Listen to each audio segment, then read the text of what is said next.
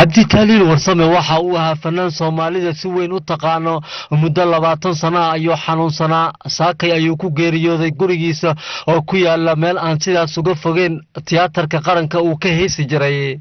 Allah uu naxariistay cabdi taaliil waxa uu ka mid ahaa fanaaniinta kooxda Hobalada Waabari waxaana uu ku luuqeyn jiray heesaha wadaniga iyo kuwa jaceylka ruwaayado badan oo la dhigay barisamaadkii iyo burburkii kadib ayuu ka soo muuqday fanaanka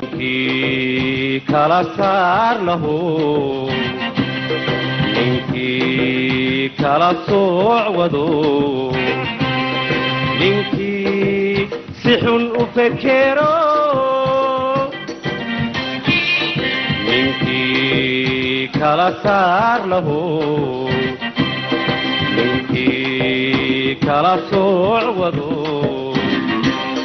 ninkii si xun u fekero aday taladii ku segto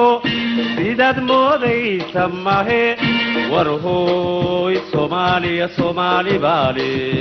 aaska marxuum cabdi taaliil warsame waxa ka qayb galay fanaaniinta Hobalada Waabari abwaano bahda fanka Soomaaliyeed ehelada iyo asxaabtii u lahaa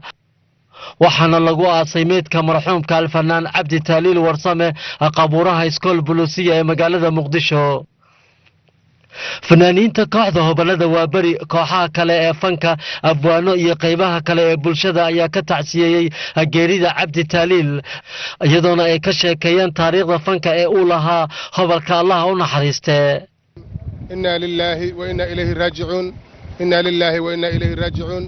la yastaqdimuna saa'atan wala yastakhiruna anigoo ku hadlaya magaca golaha abwaanada Soomaaliyeed waxaan tacsi tiiraanyada u dirayaa qoyskii iyo eeladii uu ka geeriyooday Allah u naxariistay cabdi taaliil warsame shacabka Soomaaliyeed meel kasta oo joogaana waa uga tacsiinaya haddaan wax yar dul istaago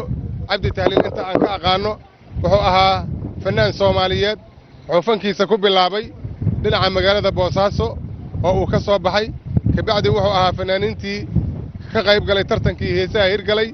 oo heesta onkod la yiraahdo ayuu kaalinta koowaad ku galay ka bacdi wuxuu ka mid noqday kooxdii danan ee ururka dhalinyarada Soomaaliyeed kabacdina wuxuu kamid ahaa Hobalada Waabari wuxuu ifka uga tagay 13 caruur ah oo muxuu ahaa markay sarrifmeen ama wax ay wax siinayeen isgaaray ilaa iyo 42 ruux inna lillahi wa inna ilayhi raaji'un oo dhuuntay ee ma dhimanaan leeyahay cabdi taaliil intuu jirnaa xanuunkii gaaray ilaahay ha ugu dambi dhaafo ilaa shirki carta laga soo baxay cabdi taaliil wuu jirnaa jiradiisu hadba heer ha ahaato waxaan tacsi tiiraan halkan ugu dirayaa ummadda Soomaaliyeed oo dhan gaar ahaan fanaaniinta Soomaaliyeed oo dhan geeridii naxdinta lahayd oo ku timid fanaankeenna weynay cabdi taaliil warsame macalinkeena naxariis janna Allah siiyo cabdi naxariistii janna ilaahay ha ka waraabiyo annagana gadaashii Allah nama fidmeeyo waan ugu tacsiideynaa koow ummadda Soomaaliyeed laba waxaan ugu tacsiideynaa fanaaniinta Soomaaliyeed gaar ahaan maxaan ku dhaahday Hobalada Waabari waxaan halkan ugu tacsiideynayaa qoyskii iyo qaraabadii oo ka geeriyooday horta marka ugu horeysa oo ka geeriyooday fanaanka weyn cabdi taaliil warsame waxaan kaloo u tacsiideynayaa dhammaan ummadda Soomaaliyeed oo idil dhammaan waxaan u tacsiideynayaa ummadda Soomaaliyeed meel kasta ay joogto fanaan qaran ayuu ahaa